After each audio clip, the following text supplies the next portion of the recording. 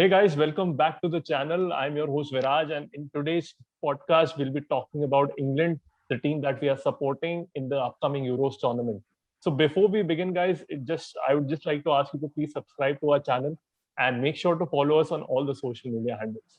So now we are joined by Costa from Bangalore and Ritiman from Hyderabad, who are also supporting England in the upcoming Euro tournament. So guys, first of all, welcome to the channel. Thank you. And so now let's begin, our podcast. Let's talk about the England squad because they surely are one of the favorites to win the tournament. So I want to start with, this golden generation tag. It's they're saying that England this time they have a golden generation. They have a lot of youth players, and especially there are 3-4 players who have won the Champions League, like Reece James, Chilwell, Mason Mount. So do you think this mental pressure will be there on them, and if it is there on them, will they crumble in it? What do you think, guys? Okay. Costa, you want to go ahead? Or No, sure. You go ahead, Dhriman. yeah. So, see, like this golden generation tag, yes, of course, it is since it is one of the after that Lampard and Gerrard that era. This is probably the most talented team that we are having here, and of course, it is having that pressure because. Even on social media, if you see the different players, different players are very active on social media these days. But English players, for them, you see that when they're selected for that provisional squad of 33, they are very proud and they are proudly posting it on social media. That is not the case with any Spanish or it's not very common with the Spanish or other players. So I think that is a matter of pride for these players to represent their country. So yes, the pressure will be there, but I think we have a lot of veterans from that 2018 World Cup. So our Rashford is there, our Harry Kane is there. So I think there won't be much of a difficulty to handle this pressure. What do you say, Costa?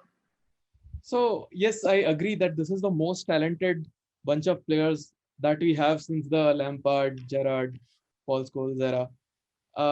But there is a key difference that I believe that this team has not reached its full potential yet. If you look at the age of the squad, it is, I think, the second youngest squad after Turkey. And all the players are very, very young. So the good thing is that there are winners already. Like we have so many CL winners, we have Premier League winners in the team, and they bring that winners mentality. The second thing is that these players are so young. And we have seen that these young players, they are playing without any fear. They take chances. They don't play safe. They don't pass backwards or anything. They will try to bend the game as they want. They will try to make a play. They will play without any fear of making mistakes. And that is I think going to take England very, very forward into the Euro run. I'm not 100% sure that England will win, but there is a very big potential of this team to reach the finals. Yeah, surely. I hope that the team reaches to the final stage of the competition and hopefully lift the cup. So, now moving on to another question. It's like a cause of concern for a lot of England fans and of the footballing world. We've seen that this Gareth Southgate has been tinkering a lot with the tactics. Recently we've seen that he has taken 4 right backs, and unfortunately Trent Alexander-Arnold also got injured and he ruled out of the tournament, kind of thing. So also he plays with 3 defenders. He's not that attack oriented in the pre-seasons, also not in the pre-season but in the friendlies also, like 2 days back or probably before that. Against Romania, they are winning just 1-0. So, these small teams, they are not killing these small teams, what I particularly think. So, do you think that's a cause of concern for them going in the tournament? I don't think that there's a cause of concern for this.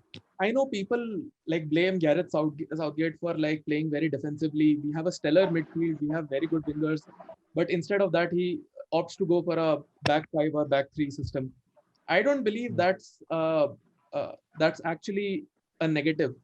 If you look at the defenders that England has, they always have some sort of mistake in them. And this ensures that if we play a back three, that chance of the opposite team capitalizing on those mistakes is going to be very, very low. Plus, you look at the wingers which the England team has. You have Jadon Sancho, you have Phil Foden, you have Grealish who can play that role on the left hand side, and then you have Sterling also. Sterling is there. You have Bellingham. These players are perfectly suited for a 3-4-3 or that back five system, because you need to have those fast, pacey, tricky wingers in that system. And I think that is where Gareth Southgate has got his team right as of now. But there is one thing that we must always keep in mind: that defense wins games. And we have no distrust about the firepower up front for England. Like Harry Kane has been, like, although he's a Tottenham player, Harry Kane he has been in like tremendous form this season, leading the goals and assists chart. You have Sterling who can score, you have Bellingham, you have Sancho, you have Grealish who can like take it out. Even the substitutes are like really, really good. At the same time, if you don't keep a watertight defense, it is going to be very difficult for England to go ahead. So I think that Southgate has done that very well. The fullbacks, if you look at the fullbacks, like people have been saying, there have been like 4 right backs and so many left backs as well. The fullbacks are also suited more for a wing back role rather than a back four. So that is what people are not considering. They just want to cram the midfield. I believe Southgate knows what he is doing. He's a very like pragmatic manager. He knows that defense wins games. He's going to grind it out. It might be a little boring to watch, but it will get results. So I absolutely agree with whatever Kostov has said, because see, if I was if I was in place of Gareth Southgate, that central defense position that England and the players that England is having in those positions, that is a very cause of concern. And here I would like to raise a point that regarding the team selection. They have selected Cody. Okay, the two are fixed. One is our John Stones and one is Harry Maguire. So because of their performance, but still somewhere I see that Harry Maguire might make some mistakes, might overcommit in some places. And regarding the case of John Stone, I think he was more like in Manchester City. He is more guided by the presence of a player like Ruben Dias. So that has helped him. But when these two players are there in the central defense, I don't think it is that reliable. So I would always want a third player in that defense. That 3-man defense strategy is one of the best strategy for this team. And so here, what I was saying, that the selection part. So after this, you are having Cody and Mings for the third center back. But I think, given the performance of Fikayo Tomori in the Serie A for AC Milan, I think he should have got a chance for this, because he was really very good. I think that would have strengthened the strategy that our Southgate is having. And so anyway, that is what has been done is done. And other than that, as he said, our fullbacks. So see, if we take the case of our Ben Chilwell, he is one of the leading chance creators for Chelsea. And even for that matter, if you look at the right wing, so the right backs, you take anyone, for that matter, even Kieran Trippier, he can also play a very lethal role. So these are all chance creating players.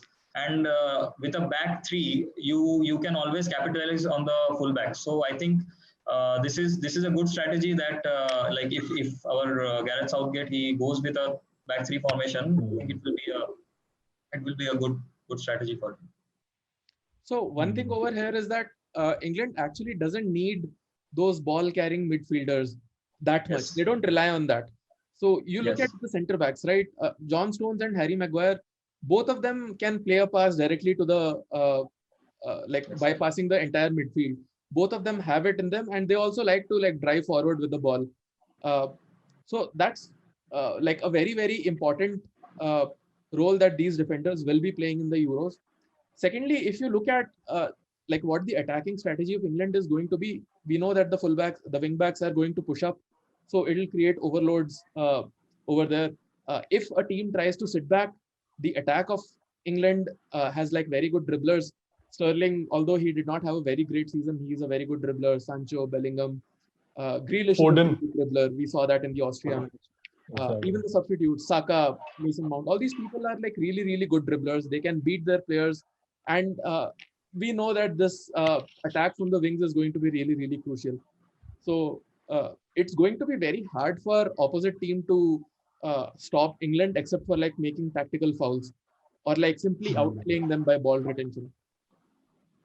And another thing is there, like even if like teams which are more based on possession, like if playing against those teams, if England tries like more attacking mindset, if they play with just that four at the back, like 4-4-3-3 or 4-4-2, so in that case, I think England loses out in some way because England doesn't have any proper like it has one. Declan Rice is there for a proper CDM, but other than that, I think another player is required. Maybe who can take that leadership position, play from the back. Maybe Jordan Henderson for that matter, but I don't know. His injury case is there.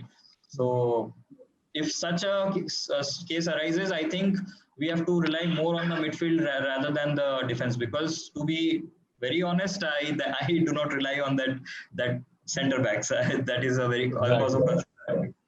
I mean, you're right. I think Southgate is trying to be meticulous with his formations. Yes. He probably doesn't trust his centre backs that much. I mean, it's okay. Everyone has their strengths and weaknesses. So maybe if you play defensively, defense also wins you matches. We've seen Chelsea win the Champions League with a superb defensive performance. Yeah, so I think that's the game. It doesn't have to be Pep Guardiola oriented, like full flowing attacking. So it's just. And this team can do a really good counter attack given the players that we are having. Exactly. Amazing. And the team has a lot. The team has a lot of pace in it, which is going to be very difficult for any defense to handle. And teams have to be very careful while attacking this England team, because if England wins this ball, wins the ball in their defensive third, Harry Maguire or John Stone can easily pass it out to the attackers. Or like you have the ball carriers like Grealish who can dribble 80 yards across the field without getting tackled or like just dodging everything. So that's very, very like a very big plus for the England squad. I'm worried about one thing though. Some of the most important players like Maguire is carrying an injury. Henderson is carrying an injury. Even Rashford, I think he's injured. He's not playing at his full potential. So that's a slightly worrying factor for me. But then the England team is like very, very versatile. Every single player can play in like multiple positions. So exactly. So like guys, we have talked about the midfield, we have talked about the attacking options, we've talked about the defense. So the one player remains is the goalkeeper. So who do you think should be the number one goalkeeper for England? Should it be Pickford or anyone else? For me, it will be Henderson because Pickford.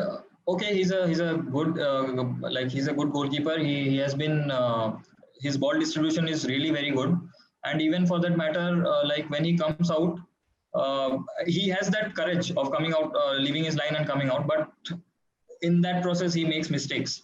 But that is something which England cannot afford.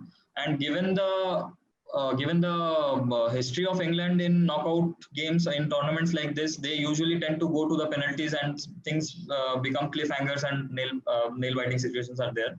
So I think Henderson will be a better person to handle. Even in my opinion, he's better than De Gea while it comes to handling penalties. So for me, it will always be Jordan Henderson, not Henderson. I mean Henderson. Sorry. Yeah. Okay. So, similarly, I agree that although if you look at the highlight reel of Pickford, it's spectacular.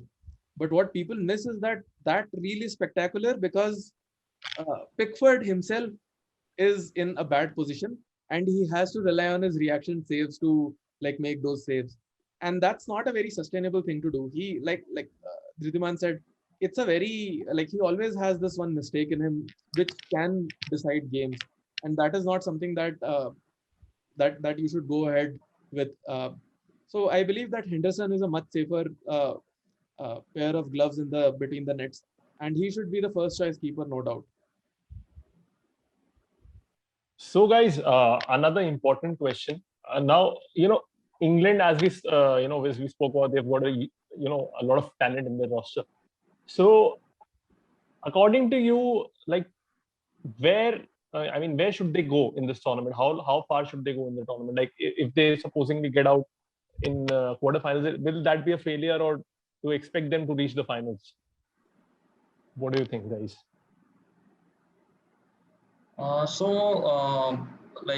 Given the fixtures and given the talent that we are having, I am very hopeful that England should reach the semis, even for that matter, finals easily, because even and they have that onus on them. They have those expectations on them, because even for if we take the case of 2018 World Cup, there also England was having some of the people were saying that England had a very easy group stage, so they were able to go, and even for that matter, the first few knockout rounds, so they were able to get through it.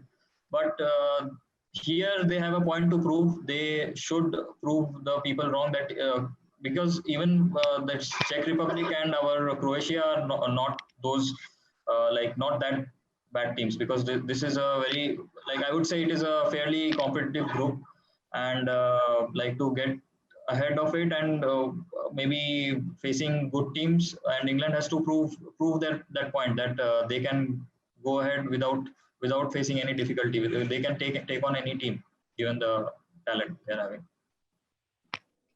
So I believe that semi-final is like the minimum expected out of this team, given that the firepower that they have and the condition of the other powerhouses in Europe right now, right? So if you look at Spain or Germany, they're not at their best. If you look at the other teams like Belgium or Portugal, for that matter, they are also not at their best. So it is very, very a ripe time for England to take advantage of this and go directly to the semi. They have the potential for that very, very easily. In the finals, it's very, very different, because there's a lot of other things at play, right? These are young players. The mental fortitude that we talked about comes into the play. So I believe that semi-finals is going to be at least the minimum. I also think that group stage is at least going to be a breeze for England. If you look at the teams, we have Scotland, Czech Republic, and Croatia, right? Croatia does not have Mandzukic, Rakitic anymore. There's Luka Modric, but and he's coming off a good season, but still, it's He's aged now. as good. Yeah, these people are aged. Yeah, exactly. Kovacic is not in his best form. Yeah, exactly. So and the Perisic and Brozovic of 2018 are not the same anymore. So that's going to be a very big advantage in favor of England. And exactly. I mean, it should be a cakewalk. They should win all of the games, no doubt. Yeah, exactly. I believe that the most difficult game is going to be the Scotland game. So that's because it's going to be England versus Scotland. It's always going to be really, really fiery. And the Scotland team might not have that much talent as much as the England team, but they make it up with their hard work. They are all very, very hard men. You look at Tierney. It's like a local rivalry. Yeah. Yeah, you look at McGinn. These guys can run for ages. They can tackle. They tackle you hard. They make you feel Robertson is there. Yeah, exactly. So all these players, it's going to be a very tough game for England. So expectation is always for the final, because football always comes home. So that expectation is there, but let's see. Yeah. So also, guys, now as England has a lot of talented players, there will be limelight, on a particular player or probably more than one.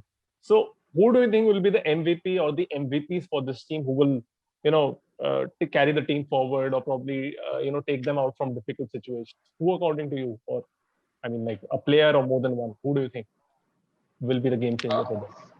undoubtedly Harry Kane for me because the performance he has had. I don't know why he didn't get the Player of the Season award. It was a great mystery to me because having the most number of assists and most number of goals, it was like a robbery for him. But anyway, he will be the MVP. He is the captain, and he has proved that in 2018 as well, and he has been proving it ever since. So yeah, Harry Kane for me. What's up? So I think people are going to say that a lot depends on Harry Kane. But if you look at the team, I believe that every single player, they are the superstars of their team. Harry Kane, we know he's a Tottenham superstar. Sancho and Bellingham have been firing it up for Dortmund. You look at Grealish, he's transformed Aston Villa. You look at Mason Mount, and Chilwell, they have been really, really instrumental for Chelsea. Maguire has transformed the United defense. You look at Saka, of course, my boy, my little chili. So And you've forgotten Foden. yeah, he's the player of the season for Arsenal. So every single player has the potential to be the superstar in this team, and that's what makes this team so dangerous to face against.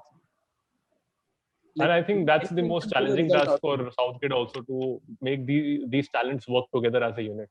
Yeah. And as he said, every single player is important. I can compare this team very well to that 2014 France team or a 2010 Spain team. Given the bench strength and the depth they are having, even we were not talking about Marcus Rashford. He is also there. He's a veteran. So yeah, it is, and Sterling for that matter. So it is going to be great. Exactly. So thank you guys for joining in. It's been a pleasure having you on the show. Also, for all the viewers watching out there, make sure to subscribe to our channel, follow us on all the social media handles. Just one more thing before we leave. We have started a Fantasy Euro 2020.